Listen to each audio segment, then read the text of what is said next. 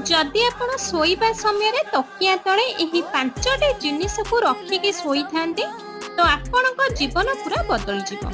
तो प्रथम जिनिसटी हेउची लवंग। लवंग को जो व्यक्ति तकिया तले रखी शोइबे ସେହି ବ୍ୟକ୍ତିଙ୍କୁ କେବେ ବି ଖରାପ ନଜର ଲାଗିନଥାଏ। ଦ୍ୱିତୀୟ ଜିନିଷଟି ହେଉଛି ଗୋଲମରିଚ। ଆଉ ଯେଉଁ ବ୍ୟକ୍ତି ଗୋଲମରିଚକୁ ତକିଆ ତଳେ ରଖି ଶୋଇଥାନ୍ତି ତାଙ୍କ ଭାଗ୍ୟ ଉଦୟ ହେବା ଆରମ୍ଭ ହୋଇଯାଇଥାଏ। ତୃତୀୟ ଜିନିଷଟି ହେଉଛି ହଳଦୀ। ଯଦି ପେଶା ହଳଦୀ ବା ପାଉଡର ହଳଦୀ ତକିଆ ତଳେ ରଖି ଶୋଇବେ ତ ଆପଣଙ୍କ ସମ୍ପର୍କ ଭିତରେ କିଛି ସମସ୍ୟା ସୃଷ୍ଟି ହୋଇଥାଏ, ଯେପରିକି ହଜବେଣ୍ଡ ୱାଇଫଙ୍କ ଭିତରେ କିଛି ପ୍ରୋବ୍ଲେମ ଚାଲିଥାଏ ତ ସବୁ ଜିନିଷ ତୁରନ୍ତ ଦୂର ହୋଇଯିବ। ଚତୁର୍ଥ ଜିନିଷଟି, ଯଦି ଆପଣ ଗୋଟା ଗୁଜୁରାତି ତକିଆ ତଳେ ରଖି ଶୋଇଥାନ୍ତି ତ ଆପଣଙ୍କ ପାଖକୁ ପଇସା ଆସିବାର ରାସ୍ତା ଖୋଲିଯିବ। ପ୍ରତିଦିନ ଆପଣଙ୍କ ପାଖକୁ ଟଙ୍କା ଆସିବା ଷ୍ଟାର୍ଟ ହୋଇଯିବ। ପଞ୍ଚମ ଜିନିଷଟି ହେଉଛି ଡାଲଚିନି। ଆମ ଭାଗ୍ୟର ତାଲା ଥାଏ ଯାହା ଖୋଲି ନଥାଏ, ଆଉ ଡାଲଚିନି ହିଁ ସେହି ଭାଗ୍ୟ